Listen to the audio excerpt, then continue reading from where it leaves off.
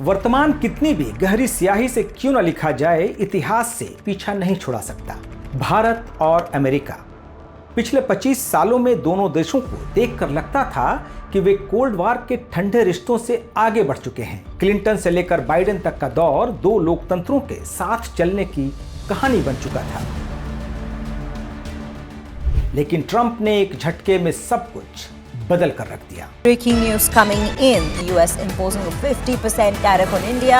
America ने भारत पर 50% tariff लगा दिया है। US President Donald Trump has claimed that tariffs on India for buying Russian oil. Donald Trump दोबारा राष्ट्रपति बनने के बाद ज्यादा एग्रेसिव और ऑथोरिटेरियन दिख रहे हैं। साउथ एशिया को लेकर उनकी प्रायोरिटीज भी बदल गई है। पिछली बार पाकिस्तान को धोखेबाज कहने वाले ट्रंप इस बार उसके करीब चले गए हैं। भारत को डेड इकोनॉमी बता रहे हैं तो पाकिस्तान के आर्मी चीफ को लंच पर बुलाते हैं। भारत पर 50% टैरिफ लगाते हैं तो पाकिस्तान पर सिर्फ 19%। संभव है कि भविष्य में ये टैरिफ हटा लिए जाएं, लेकिन ट्रंप के फैसलों से दिल्ली और वॉशिंगटन के बीच भरोसे का जो रिश्ता पिछले 25 सालों में मुश्किल से तैयार किया गया था, वो दरक गया है। तो सवाल उठता है कि ट्रंप इस मेहनत पर पानी क्यों फेर रहे हैं। इसे समझने के लिए हमें भारत और अमेरिका के रिश्तों की गहराइयों में उतरना होगा।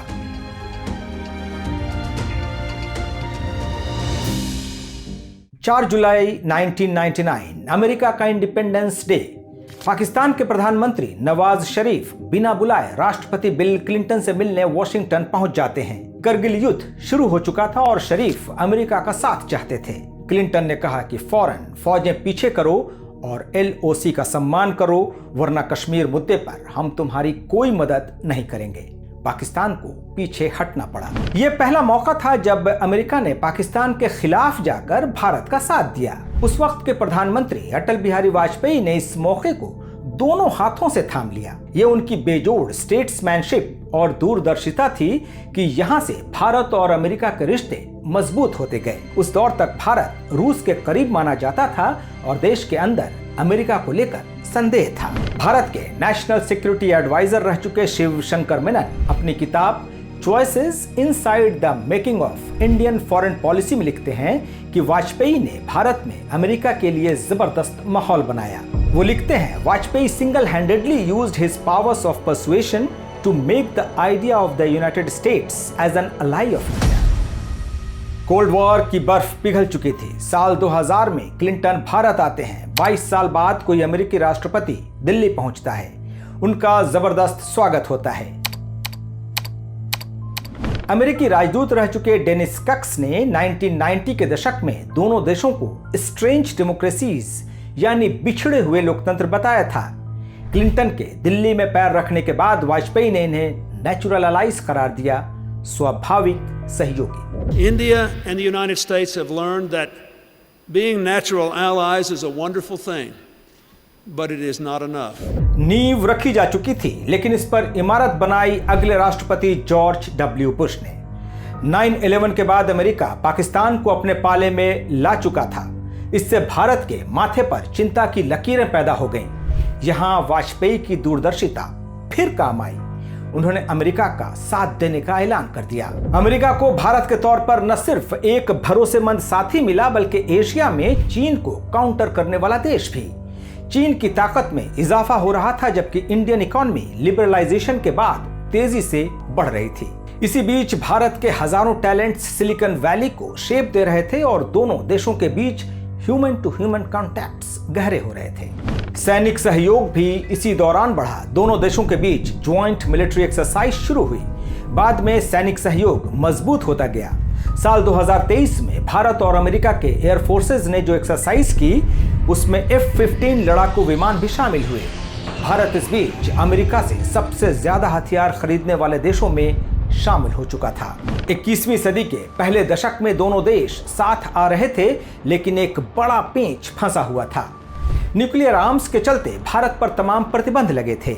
भारत ने NPT यानी नॉन प्रोलिफरेशन ट्रीटी पर दस्तखत नहीं किए थे।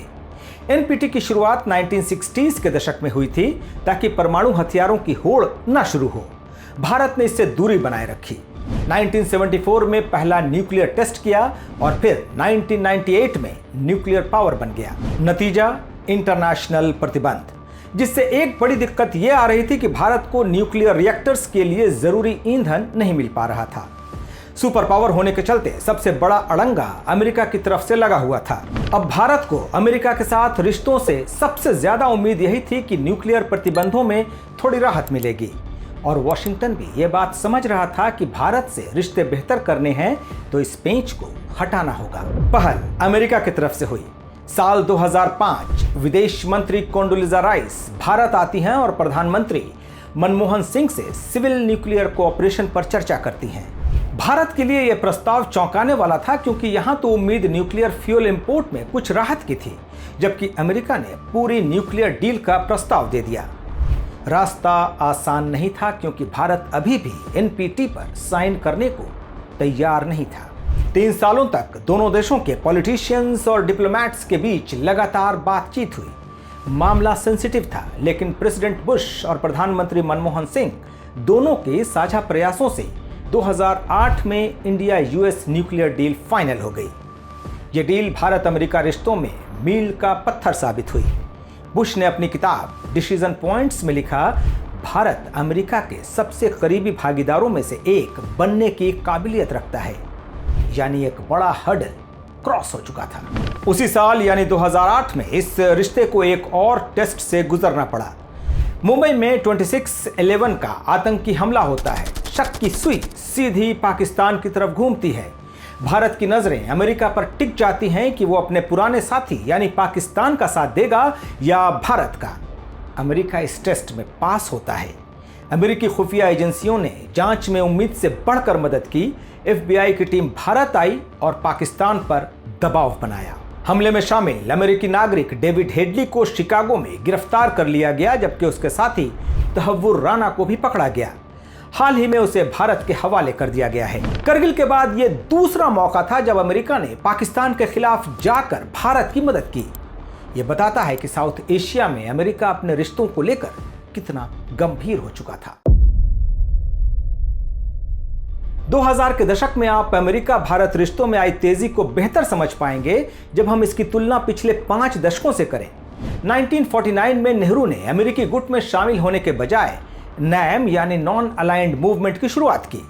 भारत सोवियत रूस के नजदीक गया, जबकि अमेरिका ने पाकिस्तान से नजदीकी बढ़ाई, जमकर सैन्य और आर्थिक मदद दी। आगे के 4 दशक भारत और अमेरिकी रिश्तों के लिए कड़वे ही रहे। इंदिरा गांधी और रिचर्ड निक्सन के बीच की दरार तो जग जाहिर है। 1971 की लड़ाई में अमेरिका ने भारत के खिलाफ 7वां बेड़ा भेज दिया था। बाद में भारत ने अपने बाजार अमेरिकी प्रोडक्ट्स के लिए बंद कर दिए थे। मोरारजी देसाई सरकार ने कोका कोला की भारत से जो एंट्री बैन कराई, वो लिबरलाइजेशन के बाद ही खत्म हो पाई। इस तुलना से ये और भी साफ होता है कि 2008 तक भारत अमेरिका रिश्तों की तस्वीर में 180 डिग्री चेंज आ चुका था। साल 2008 में बराक ओबामा के राष्ट्रपति बनने के बाद दोनों देश और करीब आ गए। ओबामा और मनमोहन सिंह के बीच शानदार ट्यूनिंग थी। ओबामा मनमोहन सिंह की बहुत इज्जत करते थे। साल 2010 में जब वो भारत आए तो उन्होंने कहा कि वक्त आ गया है कि जब भारत को यूनाइटेड नेशंस सिक्योरिटी काउंसिल में पक्की जगह मिले। ये ऐसा पड़ाव था जो दोनों देशों के रिश्ते पक्के कर रहा था। अमेरिका शायद पाकिस्तान के लिए कभी भी ये बात न कह पाए। In the years ahead, I look forward to a reformed United Nations Security Council that includes India as a permanent member. Osama bin Laden के मारे जाने के बाद अमेरिका और पाकिस्तान के बीच का रहा सहा भरोसा टूट जाता है और एशिया में भारत अमेरिका के लिए सबसे अहम पार्टनर बन जाता है। भारत बड़ी इकोनॉमी बन चुका था और दोनों देशों के बीच कारोबार $100 बिलियन पार कर चुका था। दोनों देशों ने बड़े डिफेंस डील्स किए जो उनके भरोसे को दिखाता है।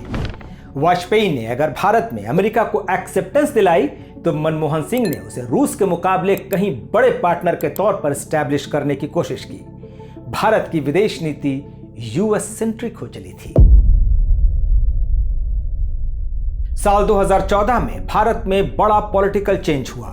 केंद्र में सत्ता बदली, नरेंद्र मोदी प्रधानमंत्री बने, लेकिन भारत अमेरिका रिश्तों में कोई बदलाव नहीं आया। बाकायदा रिश्ते और आगे बढ़ते गए। ओबामा दूसरी बार भारत गए तो कहा कि वो समझते हैं कि भारत अमेरिका का बेस्ट पार्टनर बन सकता है। ट्रंप के पहली बार राष्ट्रपति बनने के बाद मोदी के साथ उनकी जोड़ी खूब जमी। ठंडे बस्ते में पड़े क्वेड को दोबारा पटरी पर लाया गया। हाउडी मोदी रैली ने उनकी दोस्ती को दुनिया के सामने रखा। इस बात का ख्याल रखना भी जरूरी है कि इन सालों में भारत की कमान कद्दावर नेताओं के हाथ रही। वाजपेयी, मनमोहन सिंह और मोदी तीनों भारतीय इतिहास के बेहद अहम प्रधानमंत्रियों के तौर पर याद किए जाएंगे। इन्हीं के वक्त अमेरिका से रिश्ते बेहतर हुए। साल 2020 में राष्ट्रपति बनने के बाद बाइडेन ने इस विरासत को आगे बढ़ाया और मैन्युफैक्चरिंग में भी भारत का सहयोग करने का फैसला किया। एप्पल जैसी कंपनियों के लिए भारत के दरवाजे खुल गए। अमेरिका भारत का सबसे बड़ा ट्रेड पार्टनर बन गया। लेकिन फिर व्हाइट हाउस में ट्रंप की दोबारा एंट्री होती है। वो एक एक कर उन सभी खंभों को उखाड़ने लग जाते हैं जिनमें से कुछ तो उन्होंने खुद भी लगाए थे। भारतीयों को बेड़ियों में जकड़कर डिपोर्ट करना, वीजा नियमों में सख्ती करना और पाकिस्तान को सिर आंखों पर बिठाना, दुनिया की चौथे नंबर की इकॉनमी को डेड बताना और 50% टैरिफ, उन्होंने सारे किए कराए पर पानी फेर दिया। लेकिन ये नए ग्लोबल इक्वेशंस भी बना सकता है। ट्रंप का कहना है कि भारत रूस से तेल खरीद कर उसे मदद कर रहा है। यही रूस हमेशा से भारत के साथ खड़ा रहा है। अब भारत उसके और करीब जा सकता है। उनके साथ चीन भी जुड़ सकता है। तीनों देश ब्रिक्स और SCO यानी शंघाई कोऑपरेशन ऑर्गेनाइजेशन के मेंबर्स भी हैं। भारत पिछले कुछ सालों से मल्टी अलाइनमेंट की फॉरेन पॉलिसी अपना रहा है, यानी जहां जिसकी जरूरत वहां उससे भागीदारी। हो सकता है कि ट्रंप बढ़े हुए टैरिफ को वापस ले ले, लेकिन भारत का भरोसा शायद दोबारा हासिल न कर पाए। इतिहास बताता है कि अमेरिका के लिए भारत अब ऑप्शन नहीं बल्कि जरूरत है। नमस्कार।